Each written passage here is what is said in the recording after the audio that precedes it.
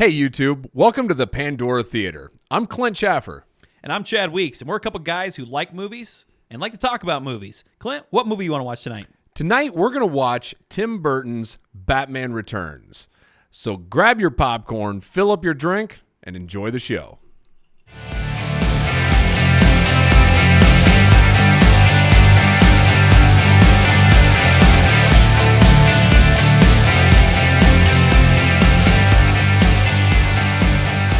Hey, welcome back, everyone. Batman Returns. That was quite the non-traditional Christmas movie. And for everybody out there, what is a non-traditional Christmas movie? Yeah, so I think non-traditional Christmas movies is a hot topic right now. Everybody, all the social media networks and stuff are talking about Die Hard. And is it a Christmas movie or is it not? I mean, of course it's a Christmas Absolutely, movie. It's a Christmas movie. The line, or what is it? He writes in blood on his chest, ho, ho, ho, now I got a gun. So if that doesn't make it a Christmas movie, then I don't know what does. But the thing is, like, you talk about that, and then you forget about all the other movies out there that are non-traditional Christmas movies or contrarian Christmas movies or whatever you'd like to call them. For example, like Batman Returns. Like an absolute... How perfect of a Christmas movie was that? It starts off with the lighting of the Christmas tree in downtown Gotham, just like in New York City. Well, hold on. It starts off with Pee Wee Herman. That's right. That's right. We start off this movie with a cameo of Pee Wee Herman, and if that doesn't tell you this is going to be an awesome movie, then I don't know what is. You know, there's actually two things about that. First off, I had no clue Pee Wee Herman was in this. So, I mean, I've watched this movie several times, never realized that it was actually Pee Wee Herman. The other thing that I didn't realize either, I always remember it being snowy and everything, but for some reason, I never correlated it back to Christmas. And you're right, it's smack dab in the middle of Christmas. Like I said, the lighting of the trees, like right at the beginning. Yeah, it's literally a focal point of the entire movie. I mean, it's a big deal. I think Santa Claus actually gets roasted alive by the Batmobile. So if that's not Christmas, I don't know what is. Yeah, well, I mean, even the main bad guy, well, not the Penguin, but Christopher Walken's character. He stood up there and he's like throwing gifts and basically saying he's Santa Claus up there, Exactly. So what was in those gifts? He just tossed them out there, like what was in those gifts? They never told us. I just assumed paper towels. yeah, the paper towels. Just my thought. Yeah, absolutely.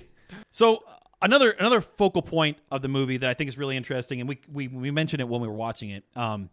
It took 35 minutes before Batman or Bruce Wayne actually spoke. And it just goes to show you the difference between like a Marvel and a DC and how much they focused. Like we got an introduction of the Penguin and Catwoman and everything, but Batman was such a minor part of the movie up until that point. It was a shocking thing when you pointed that out, because it's one of those where I didn't even realize it watching it, right? I mean, you're kind of stuck in the moment, right? And you're watching this, and then all of a sudden when you're like, dude, it's been like almost 35 minutes and he hasn't spoke. And then you start looking at the comparison between DC and Marvel, and Marvel does do a fantastic job of introducing the good guys, right? And I have to say, I think DC does a fantastic job of doing that introduction to the bad guys, right? Yeah, and I think that just goes to show you where their values are at, what their focal points are. If you look at Batman, he's got some of the coolest villains. He's a pretty ordinary character, really. I mean, he's just a dude with a lot of money that that likes beating up bad dudes. But then you've got Marvel, who has all their characters are the more exciting ones. You focus more on their lives and that sort of thing, as opposed to the villains in DC. I would say that Tony Stark and Bruce Wayne are the same, right? But like one of them's like, one of them has style. Yeah, one of them's like the happy guy, and then the other one's like the dark, brooding guy, Exactly. So there is definitely a distinct difference there. You talked about Batman having the best villain in Batman, in the Batman universe. Okay, so it's an easy one. It's the Joker. I mean, like you try and mess around with it, and you try and say that other things. I thought about this, and if you look at the animated series, did you watch the animated series? Oh yeah. Okay. So in the animated series, I got so sick of it when it was the Penguin or Two-Face or something like that. I loved it when it was like the Man-Bat or Bane or something like that. Somebody that's like super crazy cool. But ultimately, like, how do you beat a villain that all they want to do is watch the world burn? you've always loved the Joker. Always loved the Joker. And for me, it's funny because looking back at all the different villains, I've always been fairly partial to the Riddler. But the Riddler, depending on what, who's playing it and how they write it, can be a little bit even over the top for my liking. The one on the animated series that I liked was Clayface. Clayface was one of my, and I want to say like he had to keep putting on this makeup in order to, essentially, stay human at that point in time. But I think Clayface would be one of my favorite on the animated. He was an actor, and then he became like a shapeshifter of some sort. So that's I think, like I said, I want to say it was because he put on like all these chemicals. I think is how he got transformed. Yeah, I could totally see that. Speaking about villains, you mentioned the Riddler. Did you ever watch the series Gotham? Surprisingly, no. It's like one of like the few like comic book things that I haven't actually watched. So, I mean, it was really good at certain points. Sometimes it was just a little bit, I don't know, a little bit. Who cares about Commissioner Gordon that much, But so it gets to that point. But it focused on the villains a lot. And man, the Riddler and Penguin were so cool in that movie. They brought in the Joker later on, that sort of thing. So it's. So, Commissioner Gordon, though, had one of my favorite scenes in this movie, at least the start of the favorite scene, which was when he kicked on the bat light or the bat signal. Oh, yeah. I thought that was such a cool, just a whole flow within this movie. That is Tim Burton at his best. The artistry of Tim Burton and the usage of the lighting and stuff. You look at that point, you look at the first time you get a look of Batman is when he's saving Selina Kyle and he shines that light right in his face. And it's like, I don't know. There's just something magical about the way Tim Burton portrays these characters and stuff. You brought up one with Selina Kyle, her glasses and the. Oh yeah. So that was like a little forward, foreshadowing. They did that look with the where her glasses sent a shadow and basically cast the Catwoman eyes onto her. That was a really cool use of the lighting. But I have to say the Batman, when he first saves her out in the street, the lighting they had on his face made him look like probably the coolest Batman that's out there. Totally agree. I mean, it's just awesome. Totally agree. Yeah. Now I may be a little bit biased. That's like the Batman I grew up with. So, I mean, there's that. But the other thing with the bat signal, it was just so cool that it's like they throw it to the sky, it bounces on a couple mirrors, and ultimately just hits Michael Keaton smack dab in the middle of the right face. In his office. Yeah. So with you were talking about the Catwoman and that sort of thing. When she was in her apartment, we kind of mentioned the fact that this is clearly it's set in like the 90s because a lot of the like they had a voicemail or. Again, we struggle with this one. Answering machine. Answer machine. Yeah. We could not come up with the word answer machine. That's how far we are removed from the 90s now. We couldn't come up with the word answer machine when we were talking about this. But so they have an answer machine. They have phones, that sort of thing. But the thing is, it looks like it's from the 40s and 50s in a lot of ways. I think that goes back though to the Tim Burton artistry, right? I mean, because it does like the entire set of the movie, all through it, right? Feels very 1950s to me. Yeah. But again, you look at like the Batmobile and you look at some of that, which actually even cracked me up. His Batmobile, if you go back and watch that, he has a TV in there, which. That's unheard of at this point in time, right? 1992 is when this film came out. So, there's a TV in there. He's got a voice activated.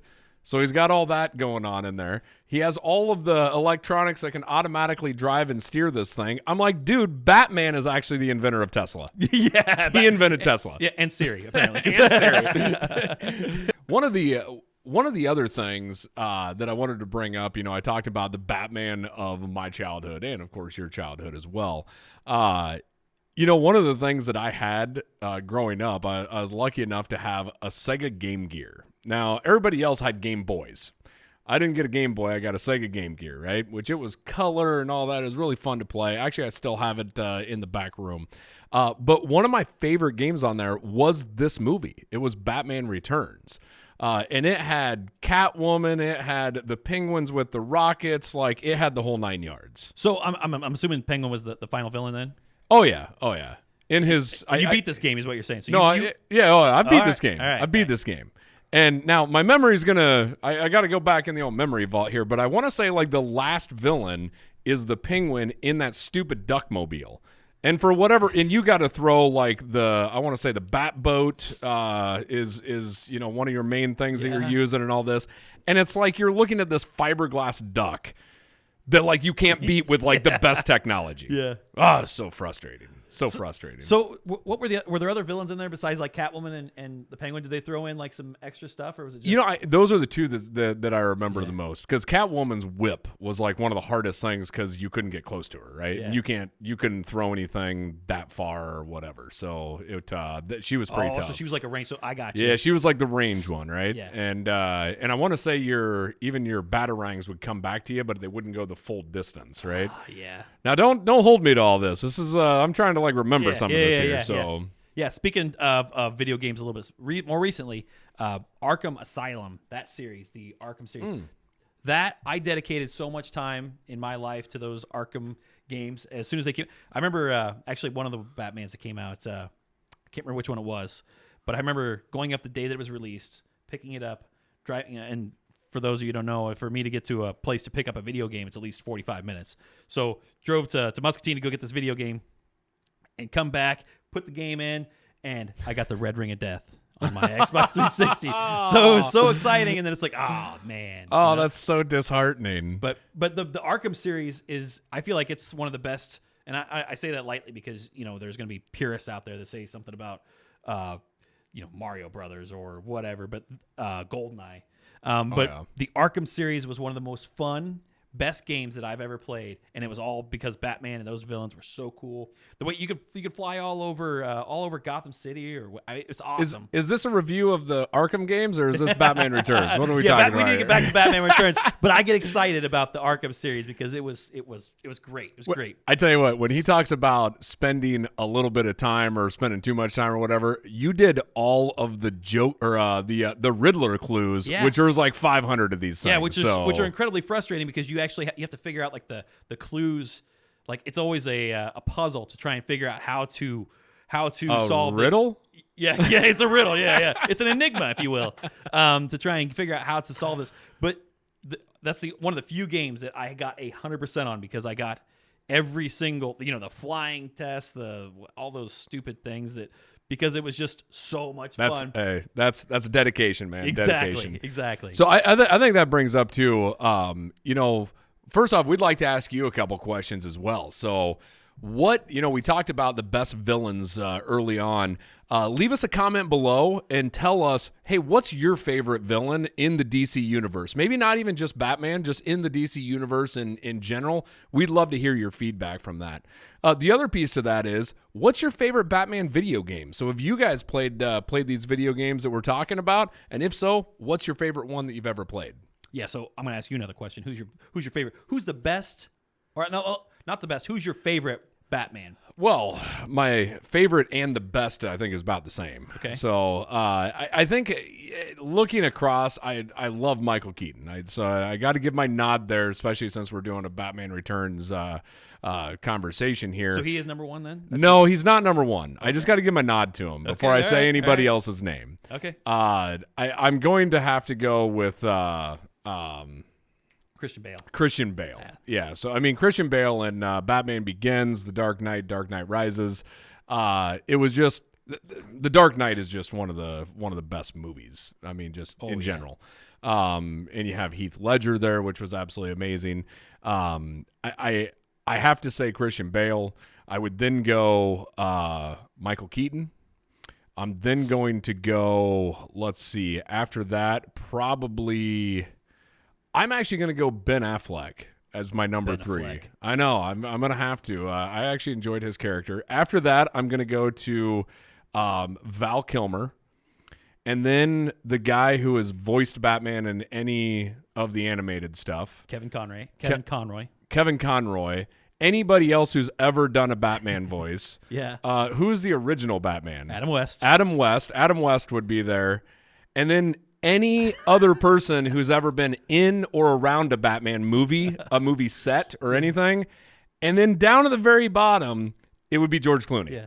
like your dad who played Batman or was Batman for Halloween 2 years ago. Yeah. Or something like that. Above George Clooney. Bat Dad. Bat Dad is better than George Clooney. Bat Dad's great. Shout out to Bat Dad. Like, honestly, I've watched a lot of Bat Dad content. Who hasn't? Yeah, I love that. So Chad, that's how I would list mine. So how would you list yours? Yeah, well, I'm going to start off with not being as hard on George Clooney because I think that the movie as a whole was kind of a dumpster fire, and I don't put that on George Clooney. George Clooney's a great actor. I mean, George Clooney's part of Ocean's 11. You tell me that George Clooney did Batman justice when he played Danny Ocean to a I T. am not putting George Clooney as an actor in that category. As Batman, that's it. As That's what I'm Batman. going with. Yeah, he was Danny Ocean in Batman, and it didn't really fit because, I agree. But regardless, I'm just not going to be as hard on Batman or on George Clooney in that sense. So I would say, and again, also I'm not as big a fan of Ben Affleck. Mm-hmm. He just, as much as he tried, I just did not like it, and I'm a Ben Affleck fan for the most part. Despite him being a Patriots fan, I really like his acting. I just didn't like him in Batman, and I wanted to. I was one of the few people that want him to. Like Die Hard Bill's Mafia right here, right? Die Hard Bill's Mafia, all the way, yeah. So you can't really be a fan of a Patriot fan, but anyway, I do like Ben Affleck. He's been great. However, if you were to ask me to list mine, I would say Christian Bale because it's got to be Christian Bale. A lot of people didn't like his voice when he was doing Batman. Which, come on, like. I don't know what you want out of him. So it's a silly thing to complain about. That's nitpicking. Yeah, exactly. So I would say Christian Bale, and then Michael Keaton, probably, and then we go into Val Kilmer because I love Val Kilmer. You've always been a big Val Kilmer fan. Love Val Kilmer. Everything he does, I feel like Val Kilmer is one of the most underrated actors in Hollywood in our history. Like as far as I mean, from The Ghost in the Darkness and God Bless Tombstone and The Saint. The Saint was one of my favorites. Yeah. I like that. Anything he's in, it's fantastic. Kiss, Kiss, Bang, Bang. You know yeah. Robert Downey Jr. Yeah, that's a really good movie too. But regardless, that would be my top ones. I don't really want to go into how far. How about what about the new one? So yeah, that's the other thing. Yeah, exactly. Right now, we're bringing Ben Affleck back. I don't know if anybody knows that, but. He's coming back. He was supposed to be gone. The Batman series was supposed to be done with him after. He's not going to be in the Batman though, right? No, he's not going to be in the Batman. The Batman is going to be Robert Pattinson. Okay. So you got Robert Pattinson and Colin Farrell playing the Penguin. So it's Penguin, basically the same thing, but and then you've got Andy Serkis, the motion capture king. He was Gollum and Caesar on Planet of the Apes, Rise of the Planet of the Apes, and all that. But the new Batman is going to be great. The Batman is going to be awesome. It looks great. Robert Pattinson, I think, is going to absolutely kill it. I've seen some teaser trailers, but that's about it. All they show is that one teaser trailer where he's just absolutely leathering a bad guy. I mean, just beating him into a pulp because that's cool.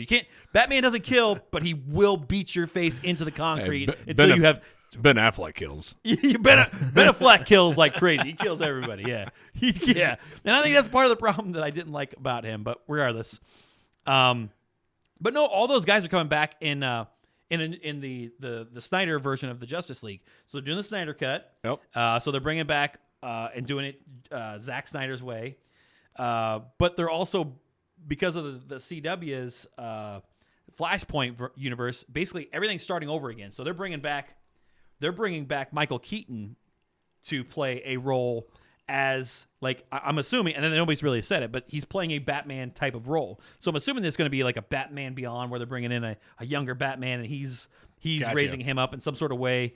But yeah, that's the plan right now is to bring all those back. And that's incredible that they're doing a DC multiverse now. I tell you what, Michael Keaton just has his talons in everything, doesn't he? I mean, he's in DC's and Marvel. Yeah, because he's the Vulture in Marvel. Yeah, which I've been excited about, and I'm glad that Clint gave me an opportunity to talk about Spider-Man because I always talk about Spider-Man if I get a chance. I'm a big Spider-Man guy. Spider-Man 3 is going to be the best movie.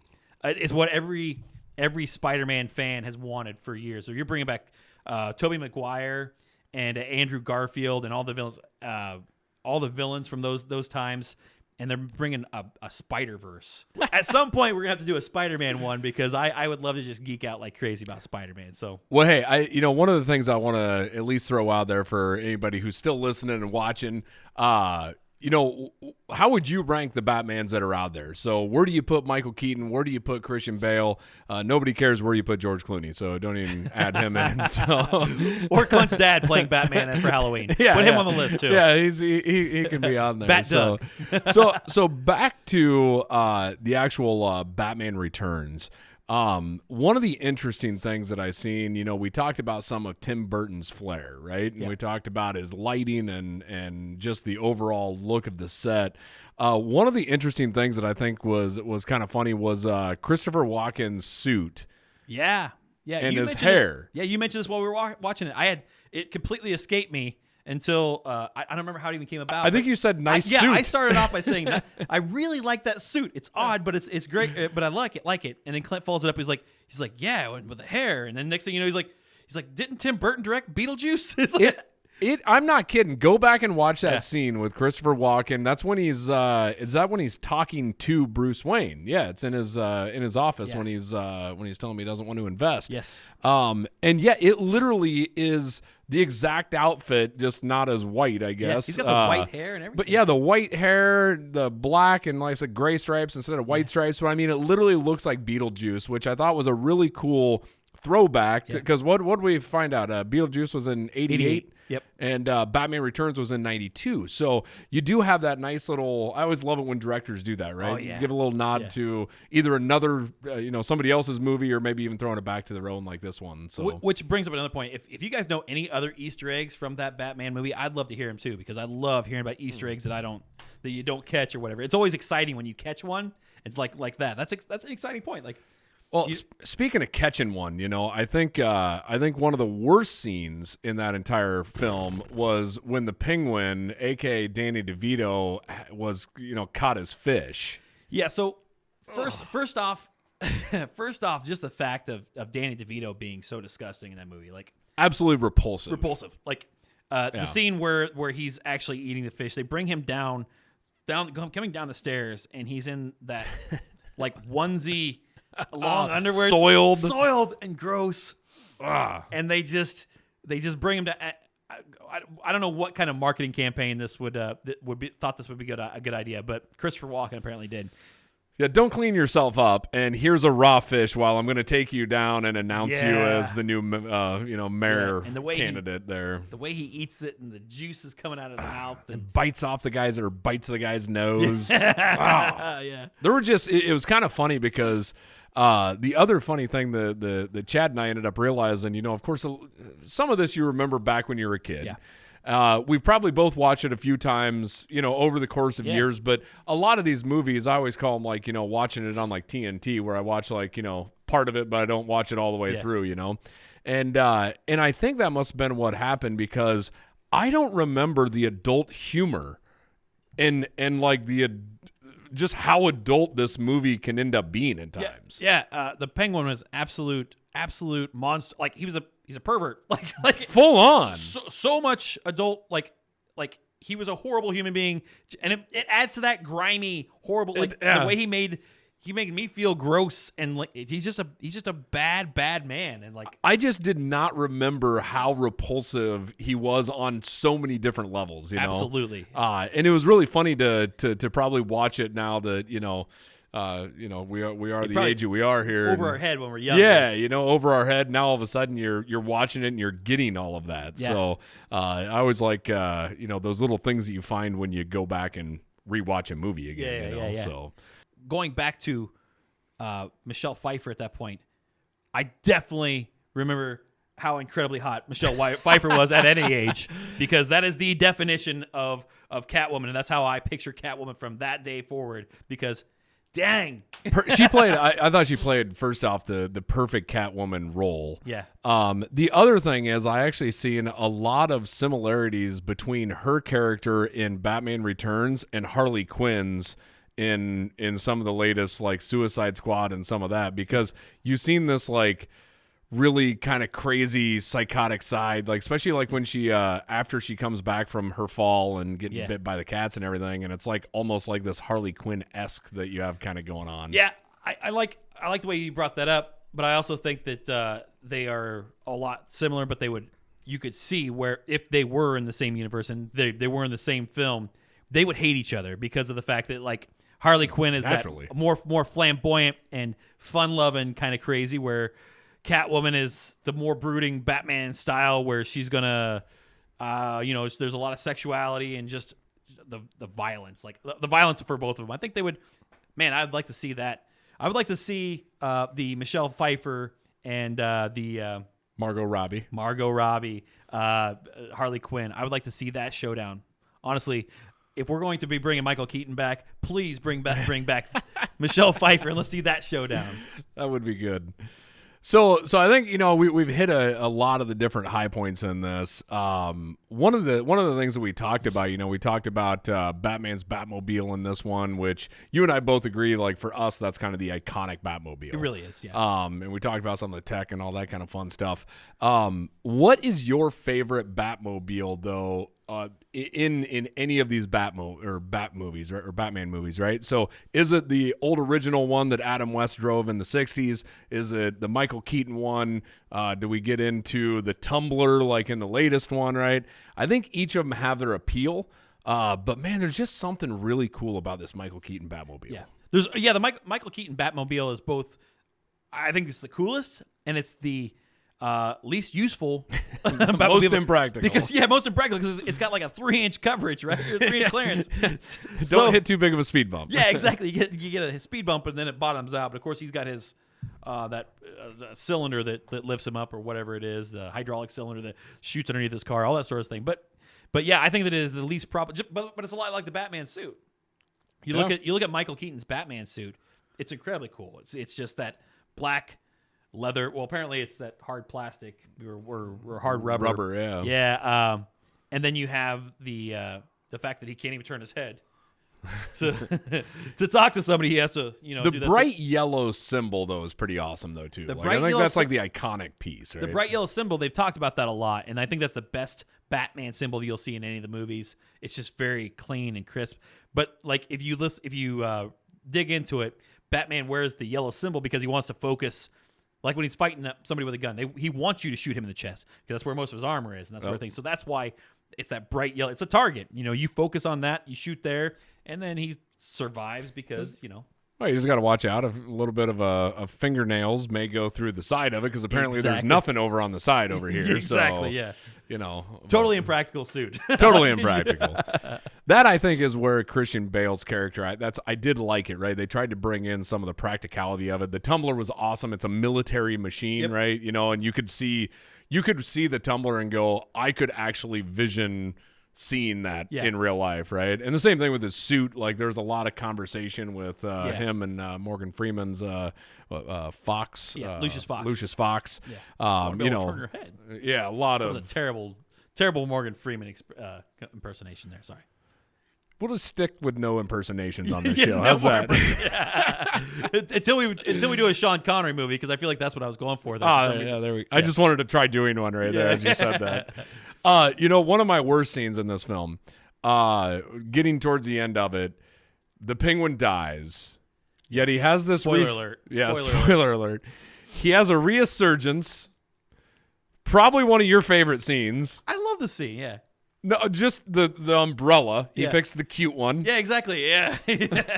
Oh, damn it! I got a cute one. Pull out a cute. He tries to shoot Batman or whatever, and it's great. I think it added a lot to it. I was actually good with all of that. Yeah. Up until when he dies and croaks on the ramp, and his little penguins come over and carry him to the water, and that was just over. Like I couldn't get there. I think that movie had a classic too many endings. Is basically what it was, because there was an ending after an ending and an ending. It's like. So I get that. There was. It did. There was multiple endings on that. So, all right. So down to the wire here. We're getting down to the end of the show. We've talked about some of the endings here. Where do you rank it in the Batman movies? Right. Oh, in the Batman movies. Oh, good question. I like this question. I would go obviously, there's nothing better than The Dark Knight, or not The Dark Knight Rises, The Dark Knight. The Dark Knight, I feel like if you put on movies altogether, any movie in the world, I might pick The Dark Knight as my favorite of all time. And I'm not even that big of a Batman guy, but I love The Dark Knight. It is a perfect movie from top to bottom. Then I would probably go this one second, just because of the fact that I don't. I love Jack Nicholson's The Joker, but I just didn't care for the Batman or the original Batman as much as I did this one. I feel like Michelle Pfeiffer and Danny DeVito did a great job bringing this one home. So I would go that one. It's at second. If I had to go after that, it would be really tough to start listing them all out. But I'd probably go the original Batman, Batman Begins. But you're ranking number 2. I'm ranking number 2. Yeah, number 2 would be where I would put it. Is that where you would? So I think with the similar feedback on that, I think the Dark Knight would be my number 1. I think I'm going to rank this at number 2. So I think with that, we're going to hit this with a stamp of number 2 overall Batman movie. I like it. Well, hey, first I'd like to say just thanks for joining and watching us. It means a lot to us, and hope you had a lot of fun with this. Be sure to leave us comments. Be sure to subscribe, ring the bell, and get notified anytime that we put up new content. Also, if you want to connect with us on our Twitter accounts, mine's at Clint Schaffer. I believe mine's at Chad J. Weeks, but again, I'm new to the calling out my Twitter thing. I don't read it as much, so. Yeah. Also, I do want to throw out that if you're interested in more contrarian or non-typical Christmas movies, I'll put my my blog in there where we talk about some things like The Family Man or Lethal Weapon, another good non-traditional Christmas movie. Nice. Well, hey, with that, I think the credits are rolling. The lights are on. That's the end of the show.